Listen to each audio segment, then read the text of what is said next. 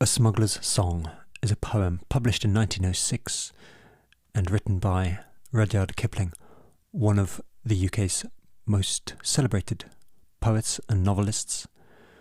His career began to develop when he worked in India for Anglo-Indian newspapers, and because he was part of that colonial era of Britain, his history is perhaps problematic in some ways, but his writings live on as these magical, imagined worlds in which we can immerse ourselves through the power of the poetry and the music, especially when conveyed by singers such as Pete-Bellamy, who I mentioned a few days ago.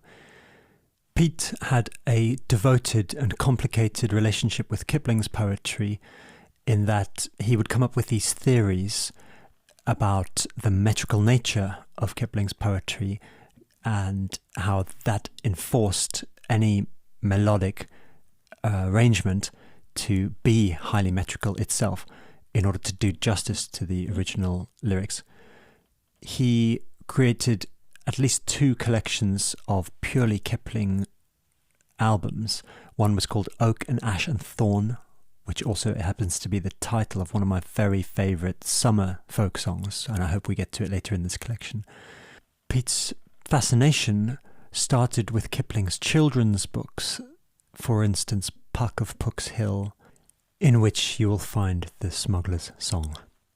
He later moved into Kipling's more mature, adult-facing repertoire, and that led to some of his most sublime folk arrangements. Pete's version of A Smuggler's Song uses a totally different melody to the one you're about to hear.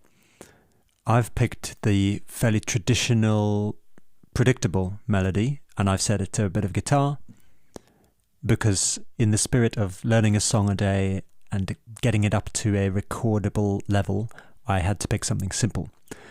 Please check out Pete's version, which uses some incredibly inventive vocal harmonizing. The melody I've gone with is very similar to a couple of songs we've already heard in this series. For instance, In the Month of January. Both this and that use the melodic scheme ABBA, so that the first and fourth lines in every section of the song are exactly alike, and the middle two lines are exactly alike.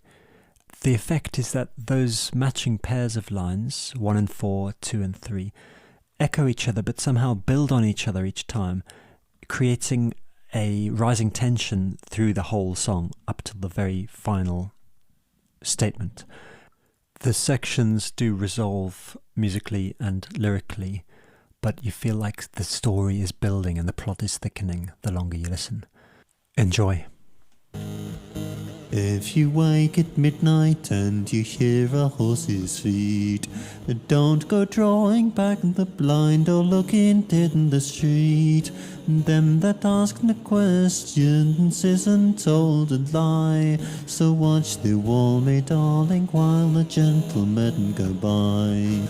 25 ponies trotting through the dark, brandy for the parson, baccy for the clerk, laces for a lady, letters for a spy.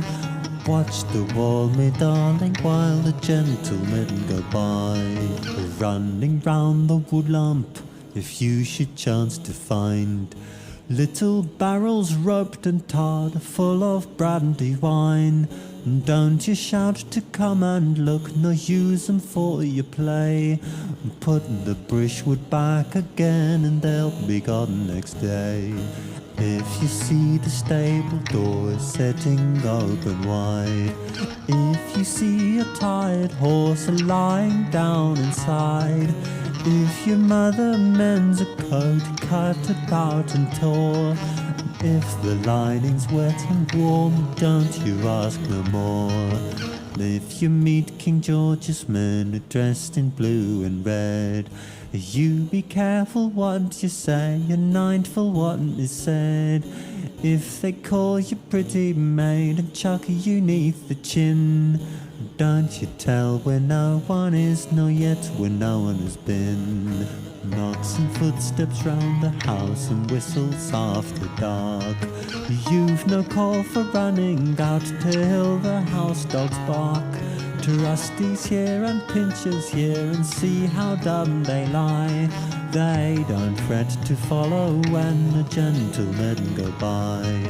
If you do as you've been told, likely there's a chance you'll be given a dainty doll all the way from France, with a cap of Valenciennes and a velvet hood, a present from the gentlemen along of being good.